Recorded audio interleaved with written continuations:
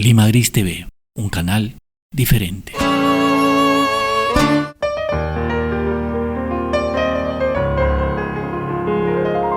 ¿Cómo están, amigos y amigas? Vamos a empezar el programa de hoy y ya curiosamente venimos trabajando por meses aquí y ya estamos en el programa número 16, cosa increíble. Yo soy bastante terco con mis ideales y proyectos, así que vamos a seguir todavía sumando más programas. Simplemente contento pues, ¿no?, de volver a estar frente a ustedes y ahora les comento de qué va el programa de hoy. Siempre puede ser reflexionado desde que empecé a vincularme con la poesía cuando tenía 13, 12 años. Siempre me pregunté, seguramente ustedes también lo han hecho, de qué manera los poetas, los escritores viven, ¿no? De qué manera se ganan su sueldo, si la poesía es un oficio rentable, etc. Hoy día voy a darles bastantes anécdotas sobre cómo los poetas peruanos, latinoamericanos y europeos lograron vivir de alguna forma y también cultivar el arte de la poesía, ¿no? Que es un arte, como cualquier otro arte, monopólico, absorbente, avasallador, totalizante, ¿no? Bueno, depende también de el grado de ambición que uno como artista tenga, ¿no? Entonces hoy día vamos a plantearnos a una serie de autores, vamos a observar cómo ellos lograron pues vivir sus vidas y cómo ellos lograron también cultivar este arte, ¿no? Bueno, he preparado un texto que quiero leerles mientras vamos compartiendo y comenzando el programa de hoy. Y dice así, ¿no? ¿Quién no goza de un bello libro de poemas? La poesía es un espectáculo de la inteligencia y de la sensibilidad. Sin duda, un hábito arraigado al propio quehacer humano, ¿no? O sea, la palabra, la poesía, el arte de escribir y el arte poético no es algo de ahorita, no es una moda de ahorita, es una situación, es un ejercicio de la realidad, del signo, que viene ya pues cultivándose hace siglos, ¿no?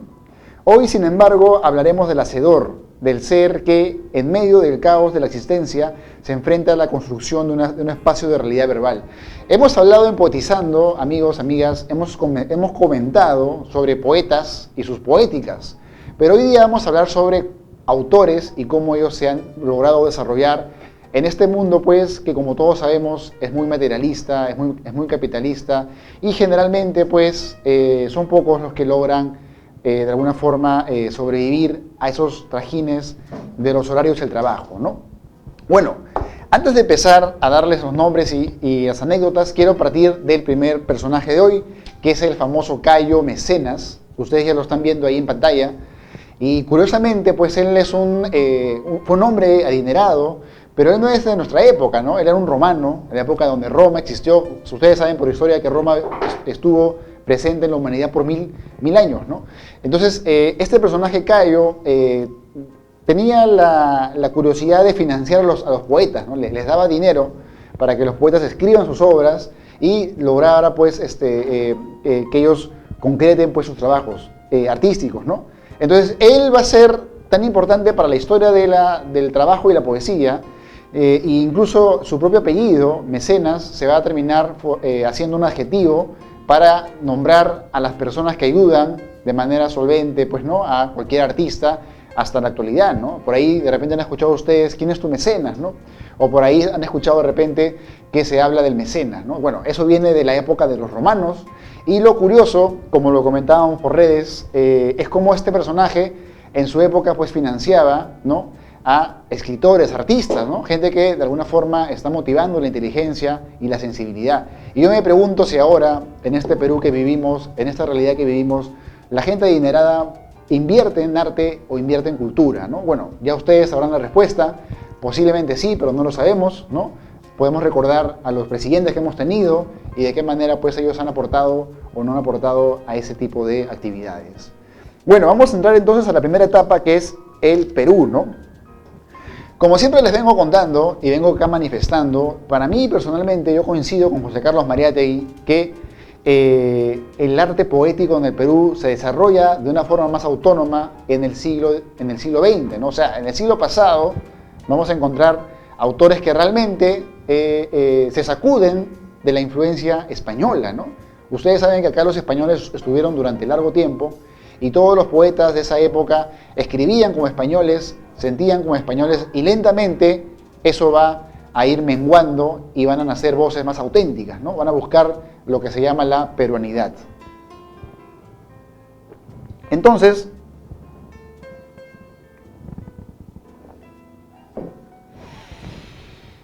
en ese quehacer vamos a leer lo siguiente, ¿no? Si bien ya el crítico francés Roland Barthes, o Barthes, nos explicó sobre la muerte del autor, término claroscuro que nos permite devolverle al papel creador y activo al lector, ¿no? Roland Barthes, él va a decir, es un crítico francés del siglo pasado, y él va a decir que el autor ha muerto, ¿no? Pero cuando él dice que el autor ha muerto, no podemos desdeñar ni eclipsar al autor, ¿no? O sea, él lo dice de una forma más bien simbólica, ¿no? Es decir, él quiere darle un papel más importante al lector, por eso el autor ha muerto, pero el autor en realidad sigue vivo, y lo que hoy día estamos justamente hablando es de cómo el autor sobrevive o vive. Y bueno, volvamos al Perú. Siguiendo estas reflexiones, empecemos por casa y exploremos los diversos oficios que ejercieron nuestros poetas. Por ejemplo, ¿sabían ustedes que Ricardo Palma fue primero poeta romántico y eventualmente creador de las tradiciones? Bueno, y además fue bibliotecario, ¿no? El famoso Ricardo Palma, ya lo hemos comentado me parece, él se desempeñó en diversos oficios, como el periodismo, pero se dedicó también al trabajo de la reconstrucción de la biblioteca, ¿no? Luego, por ejemplo, sigamos, Vallejo, que ya lo están viendo en pantalla, Vallejo, por ejemplo, se dedicó al oficio de periodista, ¿no? Hay hermosos artículos de colección de Vallejo que ustedes deben buscar. Hace poco yo encontré un libro que publicaron en Trujillo con todos los artículos de Vallejo que son brillantes, ¿no? Y Vallejo, cuando vivió, por ejemplo, en Europa, él se desempeñaba como periodista y el poco dinero que le llegaba de ese oficio le servía a él pues para evitar patear latas, ¿no? Entonces, el poeta Vallejo pues tuvo una vida muy curiosa, ¿no? El propio Ciro Alegría, que es un novelista, decía, el cholo Vallejo solamente sabe ser genio, ¿no? Que era una forma irónica de explicar que Vallejo pues no tenía tampoco un interés más allá de el que el arte pues propone, ¿no? Porque obviamente que una persona genial como Vallejo podía pues trabajar en lo que sea, ¿no? Podía pues trabajar en una empresa, podía trabajar frente a una oficina, qué sé yo, pero él quería darle más tiempo a su actividad crítica y literaria, ¿no? Luego, entre los peruanos, por ejemplo, tenemos a Eguren, que era fotógrafo, también fue pintor. También tenemos, por ejemplo, a César Moro, que fue profesor, incluso fue profesor del premio Nobel Vargas Llosa, ¿no? Y él cuenta que cuando era profesor, César Moro, que fue un poeta surrealista, nadie le hacía caso, ¿no? Porque justamente fue profesor en una escuela militar. Imagínense César Moro, que era un artista tan delicado, tan intenso, frente pues a un grupo de jóvenes que tenían una idea mucho más varonil, militar, etcétera, ¿no? Luego vamos a hablar de Valdelomar, que también es contemporáneo de los ya mencionados, es un poco más antiguo, pero Valdelomar, por ejemplo, daba conferencias al interior del país, ¿no? Valdelomar viajó por Europa, vino al Perú, llevaba su pequeña cámara proyector, de proyección, y pues daba conferencias donde, si bien no ganaba mucho dinero, sí ganaba algo para seguir dando conferencias, seguir de repente, también trabajaba en el periodismo, pero su trabajo literario era esclavizante, ¿no? Y no olvidemos aquello que dice Vargas Llosa, que ya lo mencionamos, cuando gana el premio Nobel, ¿no? Vargas Llosa contaba que su exmujer, Patricia Llosa, le decía, Mario, tú solo sirves para escribir, ¿no? Algo que siempre me pareció interesante, ¿no? O sea, cómo los escritores a veces son inútiles para los oficios que son más rentables, ¿no? Luego tenemos al poeta Emilio Westphalen, que se dedicó a la minería, ¿no? Y yo creo que él lo manifestó en una entrevista, donde él dice pues que cuando él empezó a trabajar en la minería, él dejó su trabajo de poeta y creo que ya no publicó nada más durante más o menos 20 años. Luego tenemos a Martín Adán, que trabajó de oficinista durante breve tiempo en lugares como Arequipa, ¿no? Él tuvo una etapa en Arequipa donde justo hay un cuento de Carlos Salazar, del novelista, donde nos va a contar sobre este punto, ¿no? Un cuento donde nos habla de la vida de Martín Adán en su etapa en Arequipa, ¿no? Luego tenemos al poeta arequipeño Alberto Hidalgo, que fue también periodista. Tenemos a Gamaliel Churata, que es el autor de Pez de Oro y que se envolvió como difusor cultural, sacando una revista llamada El Boletín de Titicaca, ¿no? Y luego tenemos a poetas como Kendo Damat, que también pertenecen a esa etapa de vanguardia, que de alguna forma se movieron en el periodismo y también en la política. Y también tenemos a casos raros, ¿no? Como, por ejemplo, el poeta Alberto Mostajo, que fue recluido en un sanatorio arequipeño, ¿no? Hay poetas también que no han podido, pues, conciliar aquella actividad que es la poesía, ¿no? Que es una actividad de rebeldía, a veces de estar en las nubes un poco, o de salirte de la realidad para observarla, y que no siempre ha sido, pues, no ha ido de la mano con los trabajos que usualmente nos da la sociedad, ¿no? El poeta generalmente es un rebelde, ¿no? Y luego tenemos a José Santos Chocano, que de hecho era la cabeza de todos esos autores, y este autor, que es Santos Chocano, tuvo una vida casi de película, ¿no? Yo creo que los cineastas, los que hacen documentales, pierden, de alguna forma pierden su tiempo, de repente, si no le dedican a él un homenaje, ¿no? Un homenaje importante, porque de alguna forma él tuvo una vida muy intensa. Él se desarrolló, por ejemplo, como asesor de presidentes de Centroamérica. Él también estuvo involucrado en el periodismo y fue también un poeta rockstar, ¿no? El José Santos Chocano fue durante una etapa de su vida un poeta muy conocido, ¿no? Fue uno de los primeros poetas que llegaba a un lugar como poeta, daba conferencias, leía sus versos y también de esa manera cubría, pues, sus gastos, ¿no? Los gastos que requiere escribir poesía, ¿no? Comprarte tus hojas, tus libros, pagarte un almuerzo, el día a día, pagar el recibo de agua, de luz, invitar a una chica a pasear, a salir, etcétera, ¿no? Entonces, Chocano es uno de los primeros que logra vivir como poeta. Vean ustedes, los que hemos mencionado se tuvieron que dedicar a trabajos alternos porque no podían, pues no tenían, pues, el dinero para vivir plenamente su arte, ¿no? Entonces tenían que darle tiempo, pero tampoco era, pues, trabajos de 8 horas, ¿no? Eso también es algo muy interesante, ¿no?, de analizar. Ahora, pasemos al siguiente punto. Ya abrámonos a Latinoamérica y vamos a ver lo siguiente, ¿no? Bien, el fenómeno antes expuesto nos lleva a observar que generalmente el hombre de las letras debe desempeñarse como periodista o un tema afín relacionado al trabajo intelectual, ¿no? Generalmente los artistas, pues, que son poetas, se tienen que trabajar con la mente, ¿no?, con la inteligencia. Entonces trabajan, pues, como vengo hablándoles, como periodistas, o trabajan a veces como difusores culturales, cosa que también es algo nuevo, ¿no?, porque en la época, en los 80, 90, eso tampoco existía, ¿no? Pero eran, pues, asesores o eran, pues, gente ligada a la política también. Ahora, en Latinoamérica he recopilado algunas voces. De hecho, que un programa de 40 minutos, como es Poetizando, sería incapaz, pues, de atomizar todas, porque son muchos poetas, ¿no? Pero he tratado de recopilar algunos que de repente les puede interesar, ¿no? Por ejemplo, en Argentina tenemos a Borges, que si bien en una primera etapa de su vida tuvo una etapa... Borges, el que están viendo ahorita en pantalla, siempre lo recordamos como una suerte de sabio, ¿no?, siempre lleno de libros, y en una etapa de su vida tuvo diferentes trabajos ligados obviamente a la literatura, pero gran parte de toda su etapa ya de juventud y de casi vejez se dedicó primero a el trabajo de bibliotecario, ¿no? Trabajaba en una biblioteca, terminó siendo director de la biblioteca más importante de Argentina, y él luego, curiosamente, ¿no pudo él, pues, vivir de sus obras, ¿no? Eso también es muy interesante. Y tuvo que dedicarse a dar conferencias, ¿no?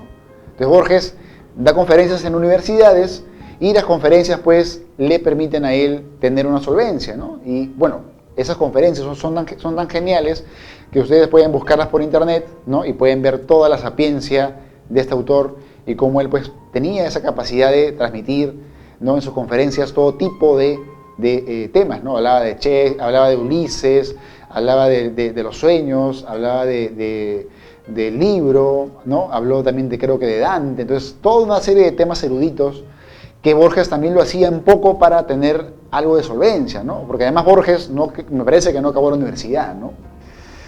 Porque también es otra alternativa, ¿no? El trabajo académico. Luego, por ejemplo, en Argentina también tenemos a Juan Gelman, que yo recuerdo mucho que Juan Gelman tiene una anécdota cuando él va y le lleva a su madre su primer libro de poemas, y su mamá le dice, mira, qué bonito, pero de esto no vas a vivir, ¿no? Y Juan Gelman, pues, se dedica al periodismo, ¿no? Y el periodismo es una de las profesiones en las cuales han dedicado muchos escritores, ¿no? También, por ejemplo, novelistas, ¿no? Podríamos hablar de novelistas, pero ya es un tema más amplio, pero el periodismo ha sido siempre también una profesión o una carrera paralela que ha parado la comida de muchos autores, ¿no?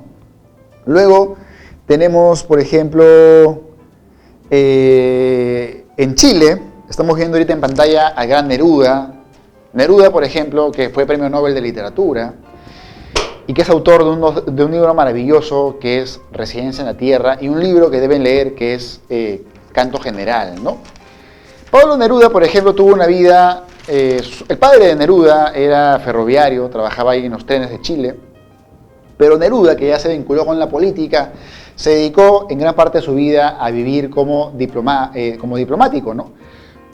Es decir, tuvo una vida ligada al gobierno y era representante de su gobierno en países, sobre todo de Oriente, países raros, que él va a contar pues, en sus famosas memorias, ¿no? Pero también tenemos, por ejemplo, en Chile también, por ejemplo, a Nicanor Parra, que fue profesor, ¿no? Él cuenta en sus poemas de este tema, él cuenta que durante muchas épocas de su vida fue profesor de pizarra, ¿no? Y habla un poco de ese detalle. O tenemos a Gonzalo Rojas, que es un gran poeta, ya le vamos a dar su homenaje acá. Gonzalo Rojas, yo tuve la suerte de leer su poesía completa editada en el Fondo Económico de Cultura de México, llamada Íntegra, ¿no? Un libro bellísimo, y él también se dedicó a la docencia. Y tenemos a Gabriela Mistral, que, como ustedes saben, antes de ganar el Nobel de Literatura, estuvo desarrollando trabajos educativos en México, ¿no? Junto al gran José Vasconcelos, ¿no? Que era otro intelectual muy conspicuo de esa época. Entonces vemos que en Chile los poetas tenían pues oficios también ligados a lo que ya venimos hablando, profesores, diplomáticos, etc. En Colombia tenemos por ejemplo el caso de Jaime Jaramillo Escobar, que recientemente falleció, y el caso de Gonzalo Arango, ¿no? Gonzalo Arango fue un rebelde total, él no quiso trabajar en nada prácticamente, fue una especie de hippie que estaba en contra de la sociedad. Y por el contrario, Jaime Jaramillo Escobar, que también era del grupo de los nadaístas, se dedicó a la publicidad, ¿no? Fue publicista, o sea, él era una persona que se encargaba de hacer eslogans, se encargaba de hacer que la gente compre un producto, ¿no? Entonces, como poeta, pues tenía labia, tenía imaginación, tenía poder de convencimiento, ¿no? Y bueno, también tenemos a Uruguay. En Uruguay tenemos la figura potente de Mario Benedetti, que imagino que ya al final de su vida tenía tanta trascendencia porque ya se volvió un autor muy famoso, sobre todo por su poesía romántica, ¿no? Que yo recuerdo que en los talleres de Marco Martos, el famoso poeta Marco Martos decía que él no le gustaba la poesía de Benedetti porque su poesía era muy simple, ¿no? Pero que era una poesía que le encantaba a todo el mundo. Bueno, quien no ha sido adolescente y ha leído pues, los famosos poemas Corazón Coraza, ¿no? Que son muy conocidos por todos, populares, y que seguramente le dieron a Mario, y bueno, también fueron hechas canciones y aparecieron en la película El lado oscuro del corazón, ¿no? Que seguramente ustedes ya vieron, una película argentina, ¿no? Y bueno, en Ecuador, por ejemplo, tenemos el caso de Gonzalo Escudero, que fue también diplomático, como Neruda, o Jorge Carrera Andrade, que fue historiador y diplomático. Pero quiero pasar al siguiente, que es Jaime Sabines. En México, lo están viendo en pantalla. Jaime Sabines es un caso raro porque Jaime Sabines, él se jactaba de ser uno de los pocos poetas que mantuvo un trabajo estable por más de 5 años. Él tenía su familia, su esposa, y tenía un puesto donde vendía telas, ¿no? Entonces él se encargaba de vender telas y él cuenta una anécdota de que le costaba pues venderla muy caro a la gente, pero luego se dio cuenta que esa gente ponía una cara triste y luego al otro vecino sí le pagaba lo que era, ¿no? Entonces lo estaban usando de tonto, ¿no? Como se dice. Y bueno, Jaime Sabines se dedicó a vender telas, bueno, obviamente que también se volvió un rockstar de la poesía mexicana, pueden buscar sus videos y van a darse cuenta todo el cariño que tenía la gente del autor de Los Amorosos, ¿no? Un poema que yo disfruté mucho en la adolescencia, ¿no? Este poema Los Amorosos es un poema que me parece muy bien logrado, que me parece digno de una antología latinoamericana y que habla pues, ¿no? del típico joven idealista, soñador, que no puede pues, pertenecer a la sociedad que tiene sus rigores, sus formas y sus modos, ¿no? También tenemos el caso de Octavio Paz, que es un poeta también mexicano que se desarrolló como diplomático y vivió gran parte de su vida representando a México en otros países, ¿no? En la India, por ejemplo. Pero en México se dio el caso de la masacre de Tlatelolco, me parece, y este sitio fue detonante para que Octavio Paz dejara el cargo de embajador y renunciara, ¿no? Porque fue una masacre dura donde muchos jóvenes estudiantes perdieron la vida y él observó que eso pues era parte pues, ¿no? de una barbarie, ¿no? Un gesto brillante, ¿no? Del premio Nobel mexicano, porque no cualquiera pierde su trabajo, un trabajo muy bien remunerado, ¿no? Que le pagaba muy bien por defender los ideales, ¿no? Y yo acá me pongo a pensar, ¿no? ¿Cuántos poetas han realmente pues, sido consecuentes con sus ideales y no han cambiado sus ideales por un buen sueldo, ¿no? Es lo que me decía el poeta Oscar Málaga, a quien mando saludos, si es que me está viendo tal vez. Él me decía, ¿no? ¿Escribirías poesía si tuvieras $1.000.000? Y una vez le pregunté esto al poeta Eduardo Borjas, que es mi amigo, a quien también mando un saludo, un gran poeta, y él me dijo, tal vez no, Julio, pero sí me dedicaría a vivir poéticamente, ¿no? Me pareció una respuesta genial, ¿no? Porque también no olvidemos que la poesía no está solamente en la escritura, ¿no? La poesía está en la película, está en ver un paisaje, está en una comida que también nos puede dar un aire poético, qué sé yo. Hace poco mi tío me contaba que lloró cuando comió una carapulcra en Chincha, ¿no? Y que para él eso era arte, ¿no? Bueno, es un tema también para dilucidar a fondo, pero no olvidemos eso y vivir poéticamente también es parte del poetizar, ¿no? Y de la acción del poema o de la poesía. Finalmente tenemos acá a Estados Unidos, acá les he puesto tres ejemplos. Whitman, el gran poeta Walt Whitman que ven en pantalla, este viejito que tiene un aire de un ancestro insigne, ¿no? Él tuvo muchos trabajos, pero en una época de su vida vivió con sus padres, en su familia había una carpintería y se dedicó a vivir ahí, pero según cuenta, más se la pasaba soñando, escribiendo, pensando, y no tanto se dedicaba pues al trabajo como tal, ¿no? Pero durante mucha parte de su vida pudo también ganar un dinero ahí, y luego cuando ya empezaron las guerras civiles dentro de Estados Unidos, se desempeñó como enfermero y como periodista. Además también tuvo una etapa en la cual daba discursos, ¿no? Algo muy curioso también es eso, ¿no? Gran parte de los intelectuales norteamericanos, pienso por ejemplo en Emerson, fueron conferencistas, ¿no? Daban conferencias y de esa manera también ganaban un dinero, ¿no? Y lo de la conferencia es interesante, ¿no? Porque generalmente se piensa que la literatura tiene que estar solamente recluida en 4 paredes, pero cuando ya uno habla a un público abierto, puedes llegar a más personas, ¿no? A mí me pasa eso, cuando yo no daba conferencias, mi público o la gente que me conocía en todo caso, o la gente que puede llegar a la literatura era más limitada, ¿no? Pero en cambio cuando uno ya habla por un medio, se expande, ¿no? Bueno, también tenemos el caso de Charles Bukowski, ¿no? Charles Bukowski, el famoso poeta que todos conocemos como el poeta maldito de América. Él fue cartero por mucha parte de su vida, ¿no? Él es una persona que si bien se dedicaba mucho a la bohemia, también se dedicaba mucho al trabajo intelectual, ¿no? Era uno de los pocos escritores y poetas que durante una semana escribía 5 cuentos, miren ustedes lo prolífico que era, pero él prefería pues su tiempo de ocio creativo, ¿no?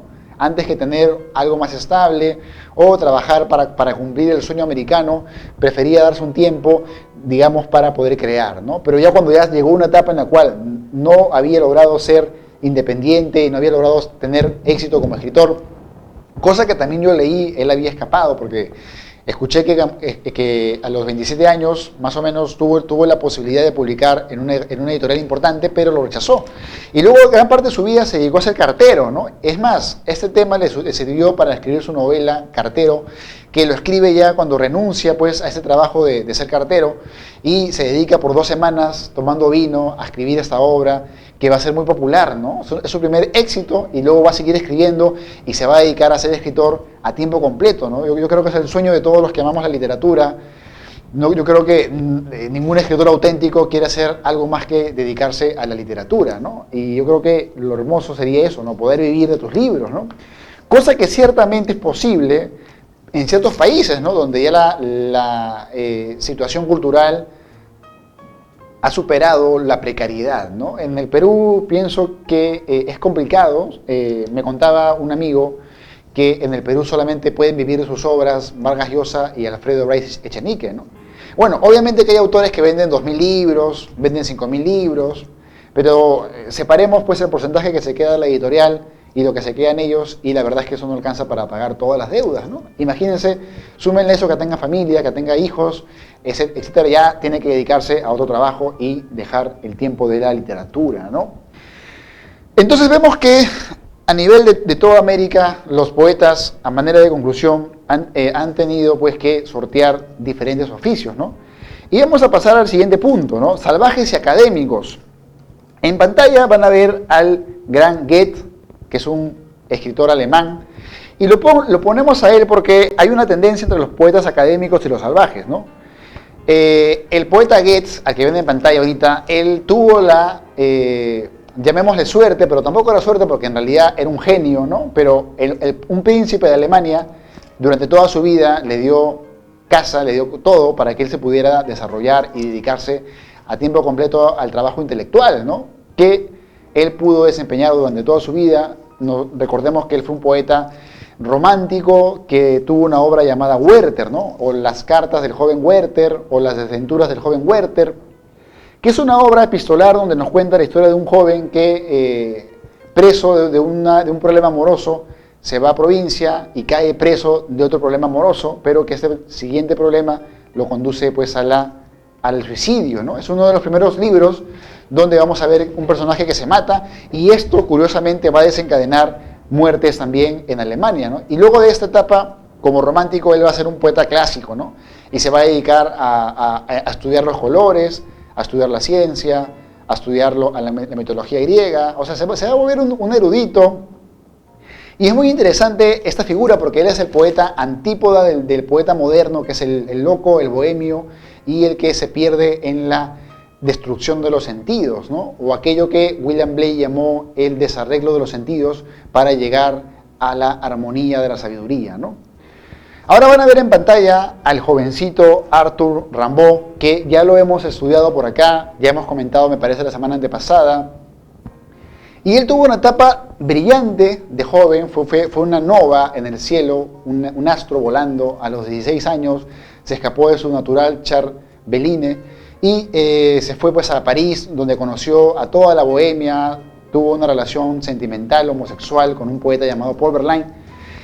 Y luego de ser un genio en la poesía y publicar muchos libros que van a cambiar el pensamiento poético moderno, mandó todo eso al tacho y a partir de los casi 30 años se dedicó, entre otras cosas, a vivir en África y a vender armas, a vender esclavos, a comercializar marfil y a hacer toda clase de cosas relacionadas a la compra y venta y al trabajo más bien capitalista, llamémosle, ¿no? Entonces él va a terminar siendo pues un poeta que tiene dos caras, ¿no?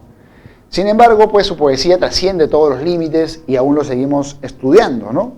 Ahora, bueno, pasando de este punto, también hay otros ejemplos, ¿no? Sabemos que Fernando Pessoa, el poeta portugués, fue oficinista, ¿no? Trabajaba creo que 3 días a la semana, tenía además una herencia familiar y pues de esa manera se podía solventar su arte, ¿no? Otros poetas como por ejemplo T.S. Eliot eran poetas ya más de oficina, ¿no? Bueno, y hay otros poetas como Paul Verlaine también que fueron profesores. Y bueno, Ezra Pound, que no lo hemos mencionado, que se desarrolló como traductor, también tuvo un programa de radio, etc. Entonces, a modo de conclusión, amigos, vamos a ver que la poesía, pues, la han tenido que cultivar desde muchos aspectos, ¿no? Imagínense ustedes todo lo que han tenido que pasar para poder darse un tiempo dentro del tiempo que tenían que ganarse los frijoles, ganarse el día a día para poder solventar el arte, ¿no? Son pocos en realidad los que con la poesía han logrado lo que otras personas logran con un trabajo normal de 8 horas, tu sueldo, en Navidad te cae tu pavo y te dan tus ETS y tienes seguro de salud, incluso de vida, ¿no? Entonces, volviendo al tiempo presente que vivimos, este siglo XXI, no puedo dejar de recordar, por ejemplo, que hay ciertos lugares en Europa, pienso por ejemplo en España, donde hay jóvenes que son rockstar, ¿no?, de la poesía. Entonces son artistas que venden muchísimos libros y tienen una vida, como dicen, de repente no ligada exclusivamente a la venta de sus libros, pero sí ligada al trabajo que está alrededor, ¿no? Como editores de libros, tienen sus editoriales, o también, por ejemplo, como correctores de estilo, o también como, por ejemplo, tienen programas culturales, etc. O son periodistas, ¿no? Que es también un trabajo muy paralelo y muy de la mano con el oficio de escribir arte, ¿no?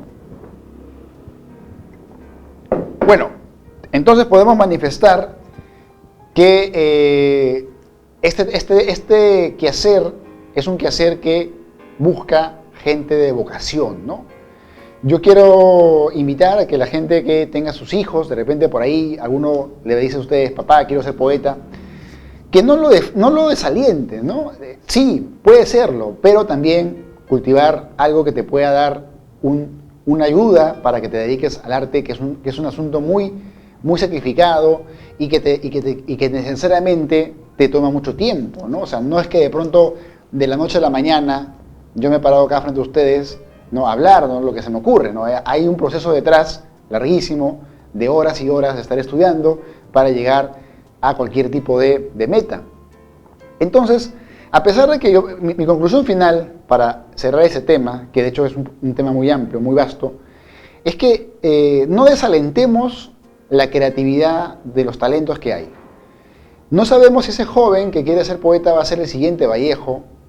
No sabemos si ese joven, esa jovencita, por ejemplo, hablando de poetas peruanos, está el caso de Blanca Varela, ¿no?, que se desarrolló como periodista, como crítica de cine y también tuvo una etapa como directora del Fondo de Cultura Económica en Perú, ¿no? Entonces no sabemos si estos jóvenes que nacen hoy por hoy, que de repente me están escuchando y no saben qué cosa estudiar, porque a la larga, en mi caso, por ejemplo, yo siempre quise ser escritor, ¿no? Desde los 12 años quería ser escritor y no me interesaba nada más, ¿no? Entonces pienso que con mi inteligencia yo podía, pues, de repente tener una empresa, ¿no? Y tener, pues, ¿no?, 3 veces más del dinero que ahora tengo. Pero pienso que la vida es una sola y pienso que lo que vamos a llevarnos a la tumba es la satisfacción de haber sido consecuentes con nuestros ideales. Y pienso que lo que más importa en últimas es ser fiel a esos sueños. Pero hay que aterrizar los sueños para que los sueños puedan darse, ¿no? No podemos solamente quedarnos en la idea, hay que luchar para que esa idea se vuelva realidad. Y luchar implica, pues, ver todas las opciones, ¿no? Yo creo que ahora, en estos tiempos, los poetas pueden vivir de muchas maneras y meterse también, por ejemplo, al trabajo cultural que hace mucha falta, ¿no? En el Perú tenemos una escasez de cultura, ¿no? Hace poco el presidente de Perú celebró el premio que le dieron al primer puesto del Globo, ¿no? Que es un concurso donde los jóvenes tiran un globo al aire y gana el que no lo suelta, ¿no? Entonces me parece que es bastante ridículo, ofensivo para tanta gente que se dedica a la cultura y que nunca ha recibido ningún apoyo, que solamente ha recibido hiel de la realidad. Me parece una ofensa que se festeje esa clase de espectáculos, ¿no? Que si bien pueden ser importantes y anecdóticos, no son pues enriquecedores para lo que queremos, ¿no? Todos queremos un país culto, un país donde la gente lea, donde la gente pueda hacer, te pueda pues hablar de lo que ahorita se ve en Netflix, como también de literatura, ¿no?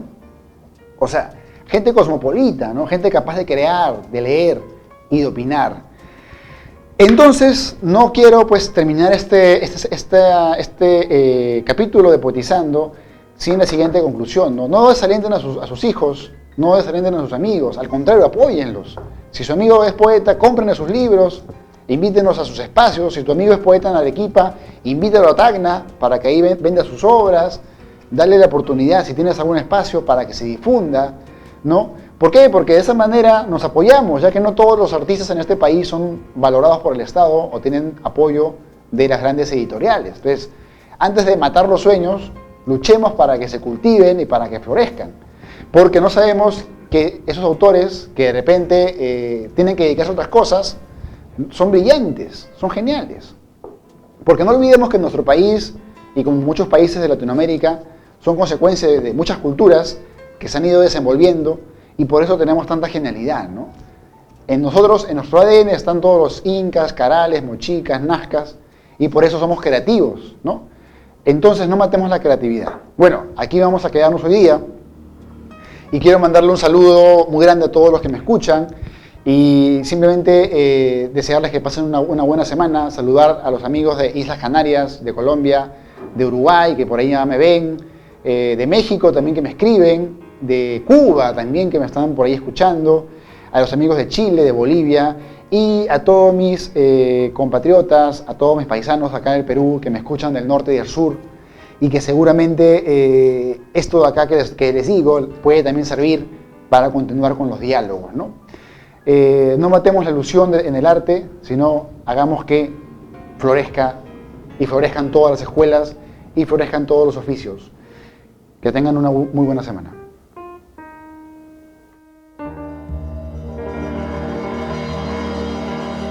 Lima Gris TV, un canal diferente.